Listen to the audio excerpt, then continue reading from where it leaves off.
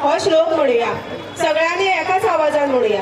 वक्रतुंड महाकाय सूर्यकोटी समप्रभ निर्विघ्नं कुरु मे देव सर्वकार्येषु सर्वदा सर्वकार्येषु सर्वदा सर्वकार्येषु सर्वदा.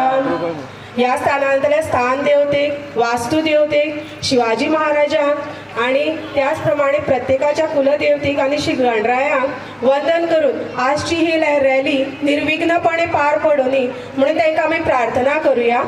परत एकदा सगळी जण एक गर्जना देऊया. जय भवानी.